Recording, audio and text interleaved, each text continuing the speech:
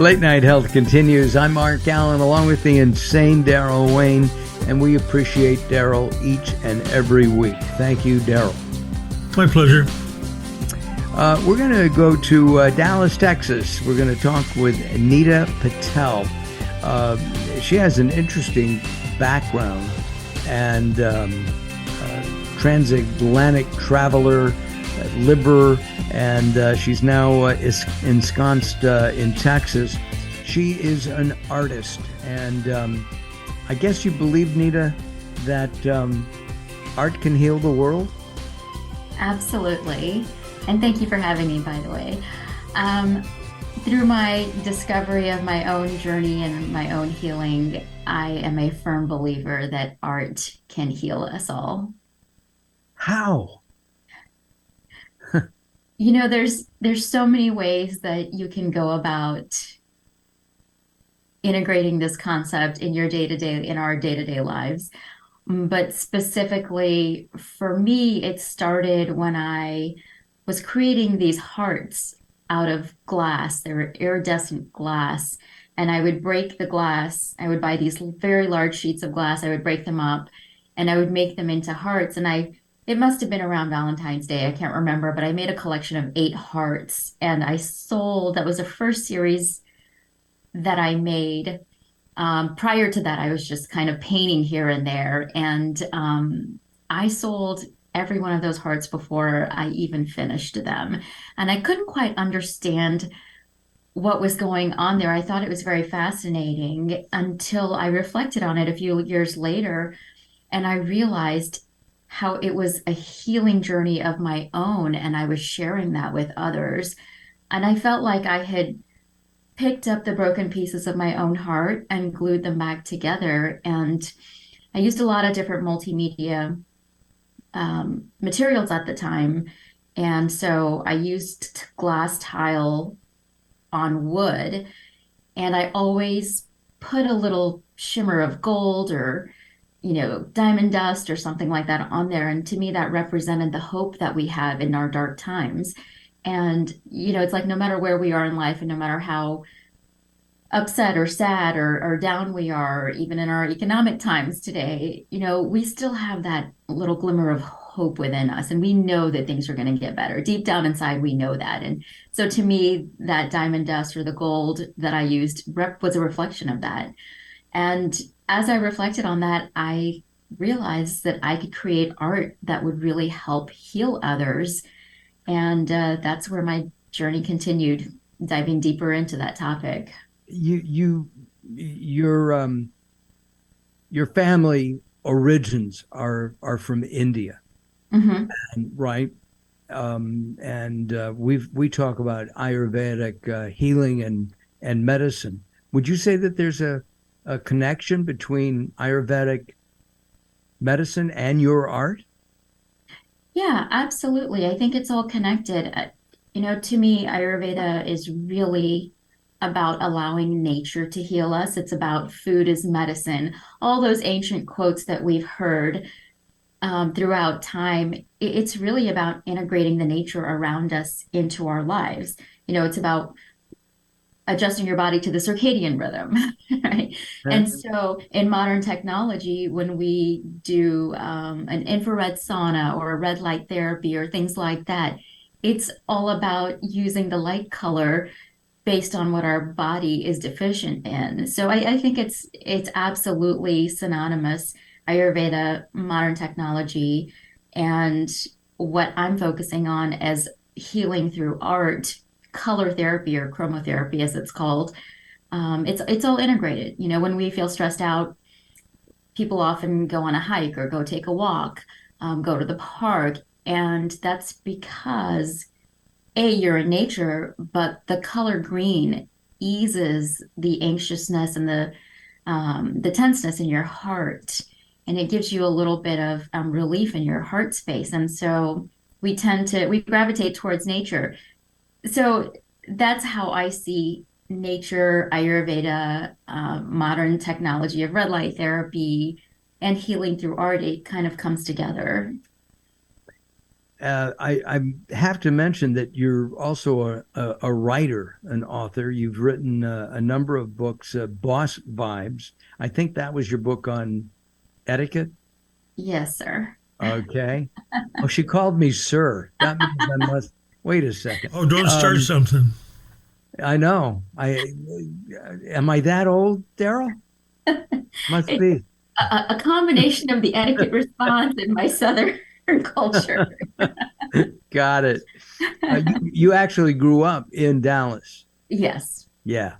So, and I just wanted to mention that you've been part of the 13 Steps to Riches, and also with Sharon Lecter of the Rich Dad Poor Dad book series. So, which is really terrific. And I heard this morning you've been picked up by a gallery in West Palm Beach, Florida.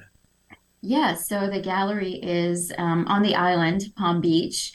It's oditto.io is the name of the gallery, and they're actually featuring me this entire month, which I'm really excited about. And at the end of the month, we're gonna have a big celebration. So if you're in the area, absolutely stop by and take a look at some of my work. That would be great. And Florida right now wouldn't be bad because it won't be too humid. You mentioned something that I guess you got into this because of a broken heart. I wouldn't necessarily say just because of the broken heart. I would say kind of the evolution of where life brings us. But I will say I was in a bit of a dark space myself, and not knowing how to leverage traditional means of therapy and speak about my feelings per se. I think that's what led me to getting deep into the creative and specifically painting, where I started painting to just as an expressive outlet, a creative outlet for myself. Do you find creating art, painting easier than writing? Or is it they both a creative outlet? I would say they're both creative outlets. I think there are many creative outlets. You know, as a creative, I can say that sometimes I feel stuck writing and when you have writer's block and you have to finish a chapter or something, sometimes you lean on something a little bit different. Okay, maybe I can go paint for a little bit while I can't find the words to say what I need to say. So I think that, alternating between creative means really helps expand your all your creative self. And it actually also helps your analytical mind, because we're not just right-brained or left-brained, right? We have both hemispheres of our brain working together. And so the more you expand your creative mind, the more analytical you become, the more your left brain functions open up a little bit more for you. I think that's something that's also been studied and have been a part of my experience as well. Nita Patel is our guest. She's an artist. When we come back, we're going to talk about her industrial psychology background a little bit and how she integrated her art into working with her staff, her people, her customers, if you will. I'm Mark Allen, along with the insane Daryl Wayne, and we invite you to listen to us on podcasts wherever fine podcasts are heard. iHeart, Pod Clips, Apple, Google, you name it, we are there. The other day I found us on places I didn't even know we were on or even existed. Daryl and I will be back along with Nita in just a couple of moments as Late Night Health moves forward. Recently, I met Jacqueline from Bright here in Los Angeles. She gave me a hearing exam and then showed me how to hear again with the new Signia Pure Series hearing aids, and she can give you your life back too. I hear birds chirping, birds cooing, and even my wife. They easily connect to my smartphone. The Signia hearing aids are amazing, and with the charge and go, I don't have to fiddle with batteries and hear all day long. Not hearing is frustrating for you and your family. I know you don't have a problem, but trust me, call Bright Here Now for a free hearing exam, a $125 value, yours free, just for making an appointment now. There are offices throughout the Los Angeles area. Call Bright Here Now at 323-424-7100. That's 323-424-7100 for a free hearing exam. There's no obligation. Call now, 323-424-7100, or visit them on the web at brighthere.com.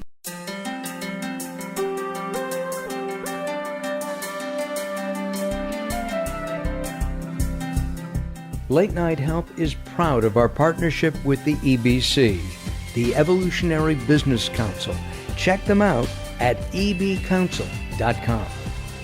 You're listening to Late Night Health with Mark Allen. The show continues in a moment.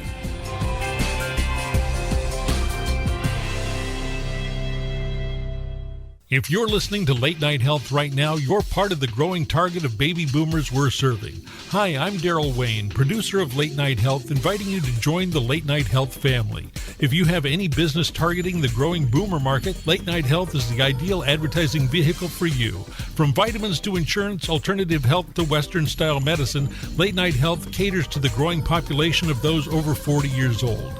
This vibrant demographic has expendable income to fight aging, purchase travel, take care of aging parents, or just have fun. Find out about the advertising opportunities with Late Night Health. Call us at 805-391-0308. That's 805-391-0308, or email us at info@latenighthealth.com. That's info@latenighthealth.com. Join Late Night Health as we empower people to take charge of their own health care. Call now at 805-391-0308. That's 805-391-0308.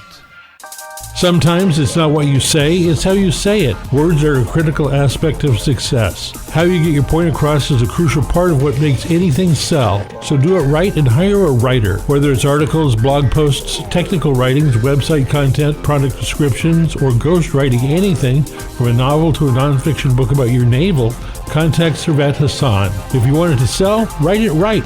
Email Servet at servet@servethassan.com. Late Night Health continues. I'm Mark Allen, along with the insane Daryl Wayne. Join us at latenighthealth.com. Our guest is Nita Patel. Nita's going to be back with us. I know she will be in the next few months.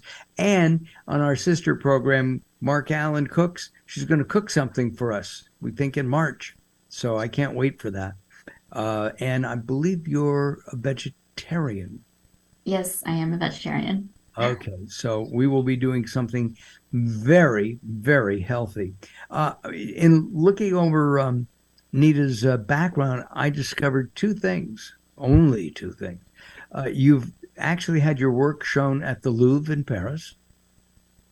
Yes. That had to have been super exciting. It was very exciting. I think when I got the phone call that let me know that was happening, I feel like that was the most exciting moment, even than being there, seeing my work there. Wow. Did you go to the opening? I did go to the opening. I was a little jet lagged. It was beautiful. I was there in my jeans and a jacket, and there were women there dressed in their 18th century ball gowns and had their hair, done up, and it was just beautiful. And so I told myself, if this ever happens again, I know how to dress for this. And did you have a glass of a bubbly at the time they were passing out?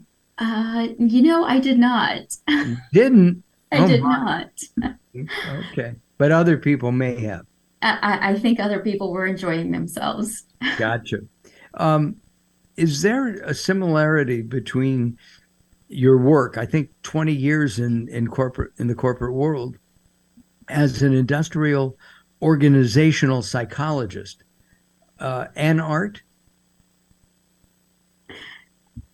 I think that the integration of the two is where I'm at right now. And I left the corporate world, and to me, looking back at that, I felt like not everybody could leave the corporate world the way I did. I found my passion through time, and I decided that this was a moment for me to leave one thing and step into another. And not everyone, has the luxury of doing that. Not everyone recognizes that, and so being able to give back to that environment that I spend so much time in and integrating my art into that, I felt like is what created my mission of healing the world through art. And so it's really about focusing on the employee wellness piece of industrial organizational psychology. Essentially that field is, and it's not a commonly heard term. It's a very small field or industry, if you will. But it's really about the employees. Most companies have HR that represents the company, protects the company. And to me, IO psychology is really about the employee, whether it's about their success, their coaching, their performance, just employee wellness in general and how they mesh with the organization. And so my mission, Healing the World Through Art, is leveraging art to impact employee wellness and using color therapy, specifically strategically placed art. Now, context is everything. So let's say the color red, for example, evokes emotion. It motivates you. But if you placed a large red painting in a therapist's room, that probably would not be the best idea just because of the context, because it could evoke rage or other negative emotions. And so strategically placed artwork in the workplace can uplift the emotions of employees and the people in that environment. And I'm sure there's a lot of conversation about this, especially in the last year or so, about how almost 80% of people don't like their jobs. And so using this subliminal or subconscious kind of color therapy in the workplace, if that can boost the mood of an employee, they're going to feel a little bit better about themselves, about the work they're doing. They're going to feel more connected. And that's a domino effect. It's going to benefit the organization as well as other parts of their personal life as well. And so that mission of healing the world through art is that domino effect of starting in one place, but then it's kind of that cascading effect that impacts everyone else. You told me yesterday something that I thought was funny. And then I was thinking about it. It's really not funny. So an employee, maybe he's, an engineer. Okay. He wears a pocket protector and has pens and pencils, maybe a screwdriver in there, and is not socially adept and forgets to shower for weeks at a time. Is that part of what you would have to do to say, hey, here's a bar of soap, go take a shower? Or is that more of an HR situation? I would say that's more of an HR situation. And again, that's the reason I wrote my book, The Art of Boss Wives, The Art of Etiquette, is because as a manager, you cannot tell your employee to go take a shower. And so, either you defer that to HR, but they have a lot of other priorities. And so etiquette in the workplace, I think everything that I do kind of goes back to the workplace.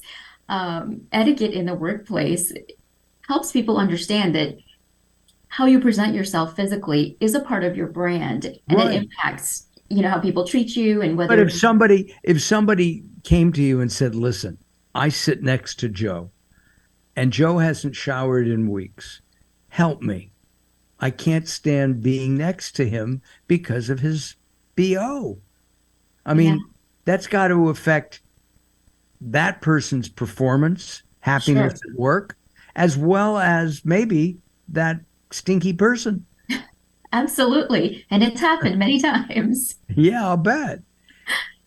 It's interesting. I mean, I always think of massage therapists or doctors who have to touch a patient who may not shower. And some of them just say they put on 2 masks.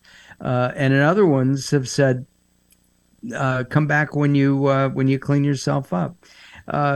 Nita, what's new and next for you?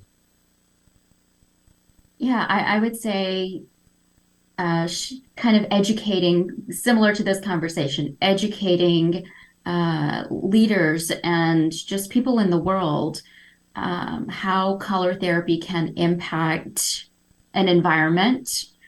I think that is a big part of what I'm doing next. And then the other half of that is leveraging the artwork that I create to be placed in these environments. I create a lot of very large format work. I love creating wall size pieces. Oh, great. I need my house painted. Oh, perfect. I can send you a few things. Yeah, come on over. But yeah, placing my artwork in, lobbies or offices where it can impact the people and the environment in a positive way. And we do know that color does affect us. They've done studies on food where they'll put green light or blue light on your favorite food. You're a vegetarian, so it's eggplant something, and people can't eat it because it affects the way it tastes. It's interesting. We're out of time. Nita, will you come back sometime and talk with us some more? Absolutely. This was a fantastic conversation. Thank you for having me. Our pleasure. We really appreciate it. If you're in West Palm Beach, look up Nita, and you could go to Nita Patel Fine Art, NitaPatelFineArt.com for more information. Well, we are out of time for this week. Daryl, as always, thank you very much. My pleasure. And by the way, I just saw his lunch being delivered to him. So great. Timing is everything. That was lunch. Yeah. Yeah. Good. I hope it's a healthy lunch. Listen, everybody, thank you for watching, for listening, and we will see you next time. Have a good week, everybody. Most importantly, have a healthy week. We'll see you next time. Bye-bye.